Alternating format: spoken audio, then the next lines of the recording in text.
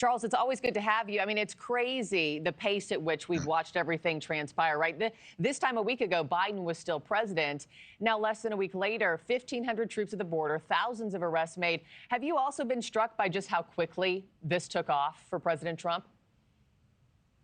Yeah, I knew this was going to be coming because I knew there was going to be a national emergency declared at the southwest border. And with that President Trump was going to bring a whole of government approach. We were only going to start to see tougher policies within the United States, tougher diplomacy.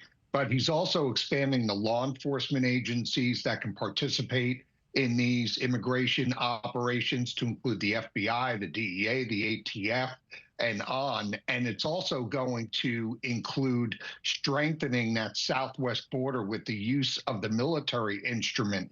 And I'll tell you, we could see as many as 10,000 between the southwest border and northern border to send that message of deterrence. Yeah. And what about the safety and security of our troops who are now there? What do you see as being the biggest risks for them as they look to crack down on this migrant surge, especially as, Mills just brought up the Tren de Aragua members that have been taken into custody, and also as Mexico warns of cartels planning explosives?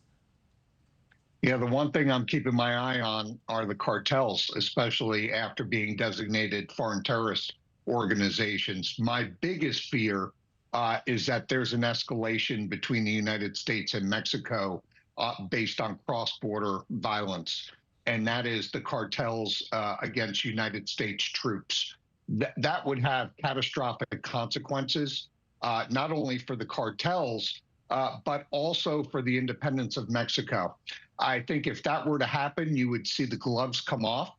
And I think you'd see one last offer from President Trump for Mexico to work with us to diminish the cartel's influence and operational power down there. But if Mexico decides not to, I think you could see unilateral action down there, especially if it was the result of injury or death of U.S. troops. Yeah, we'll see how that plays out. I'm here in Chicago.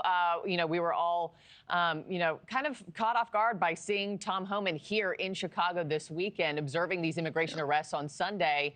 And sources telling NewsNation that 5 Tren de Aragua members were among those taken into custody.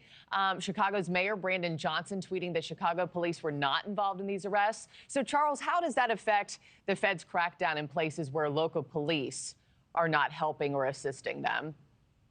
Yeah, great question. Ideally, you want to see everyone working together. You've heard Tom Homan speak about the fact that they'd rather be within the jails so they can focus on those criminal threats within Chicago and other places like other sanctuary cities where they're not putting forth the cooperation that ICE is requesting. And what that does is that widens the aperture of the operations, because now ICE is having to send more federal agents into sanctuary cities. And what this does is this is bringing up more collateral arrests of people that may not be violent criminals within the U.S., however, in the country illegally. So really, I think it's a detriment what Illinois and other sanctuary states are doing, because it's actually making those that are in the country that are law-abiding, the very ones that they say they're defending, more out to be deported, because they're going to be that collateral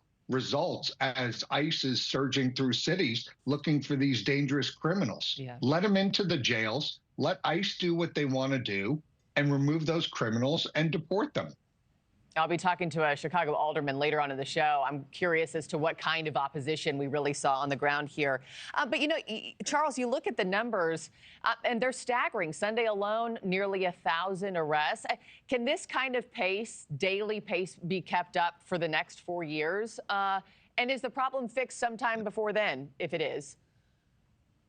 Yeah, I know. The problem is we're talking about a number that nobody really truly knows what it is, especially when you include those 2+ million gotaways that have made their way into the country and other legal pathways that have been exploited by the Biden administration. So we don't know what number we're talking about. We know that the gangs have infiltrated the country. We know that suspected terrorists have infiltrated the country. So we've got to get these people out as they run across them in these cities. Some will be targeted, some will be incidental. And this is where your law enforcement question is really important. This is where the force multiplier of working cooperatively with state and local law enforcement comes into play. Because in sanctuary cities, these violent criminals are going to be encountered every day for other, say, traffic violations or other criminal violations. And the fact that they're not turned over to ICE, but released back out on the street is going to make this take a lot longer of time.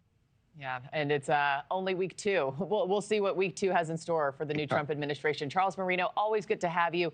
Thank you, sir. Thanks for watching. Go to joinnn.com to find NewsNation on your television provider. And don't forget to click the red subscribe button below to get more of NewsNation's fact-driven, unbiased coverage.